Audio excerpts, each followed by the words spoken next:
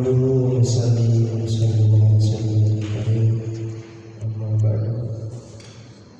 Hadirin yang dimuliakan Allah Subhanahu wa taala, syukur kita kepada Allah Subhanahu wa taala dan kasih sayang Allah Subhanahu wa taala.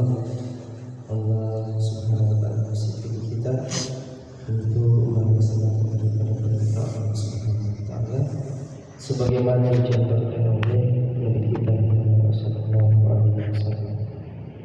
Insyaallah kita akan mendengarkan hadis dari Rasulullah sallallahu alaihi wasallam tentang keutamaan salat khusyuk dan khudu dalam salat.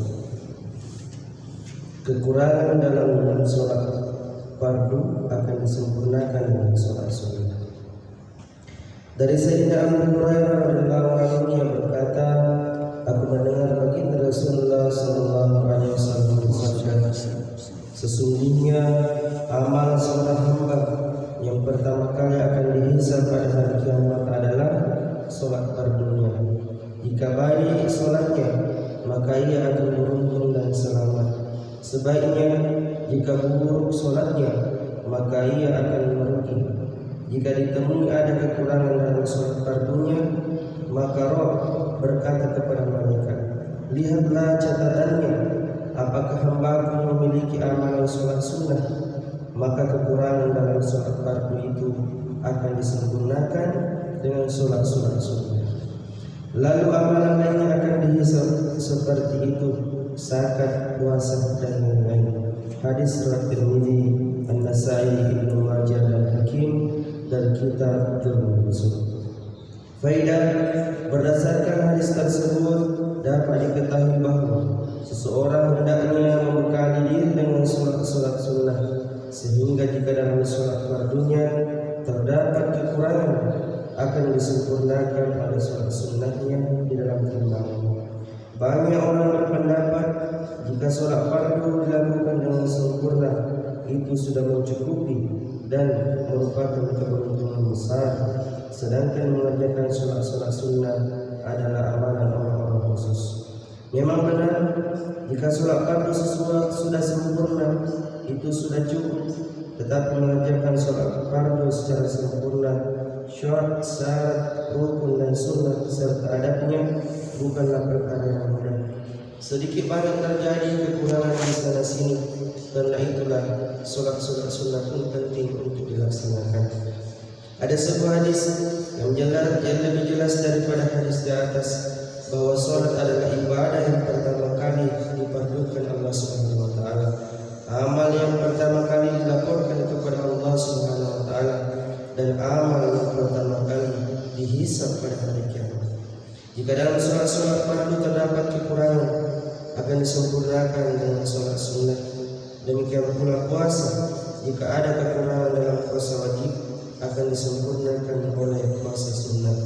Begitupun dalam zakat serta amalan lain, jika ternyata setelah ditambah dengan amalan sunnah dan ditimbang pahalanya menjadi lebih berat daripada amal keburukannya, maka ia akan masuk surga dengan gembira. Jika tidak, ia akan dilemparkan ke neraka jahanam. Itulah sebabnya apabila ada orang yang baru masuk Islam, yang pertama kali diajarkan oleh baginda Nabi sallallahu alaihi wasallam kepadanya adalah salat. Dari Sayyidina Abdullah bin Qud radhiyallahu anhu yang mengatakan baginda Rasulullah sallallahu alaihi wasallam bersabda, pertama kali akan dihisab pada diri seorang hamba pada hari kiamat adalah salat. Apabila baik dan sempurna salatnya diterima, maka baik juga diterima seluruh amalnya. Apabila buruk salatnya tidak diterima, maka buruk juga tidak diterima seluruh amalnya. Hadis riwayat At-Tabrani dan kitab At-Targhib. Ketika menjadi khalifah, Sayyidina Umar bin Khattab radhiyallahu anhu mengeluarkan pengumuman ke seluruh pimpinan wilayah, sesungguhnya yang paling aku pentingkan di antara semuanya adalah salat. Barang siapa yang paling aku pentingkan di antara semuanya adalah salat. Barang siapa menjaga salatnya dengan penuh perhatian, ia akan menjaga agama dan bagian-bagiannya dengan penuh perhatian. Barang siapa menyia-nyiakan salat, ia akan lebih menyia-nyiakan bagian-bagian agama yang lainnya.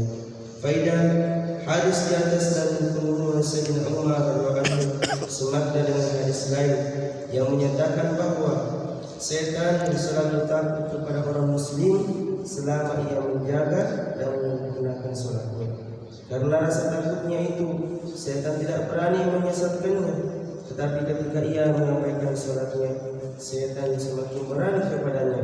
Setan akan menyesatkan, lalu memperdayainya sampai terjerumus ke dalam dosa-dosa besar dan kita menetapkan.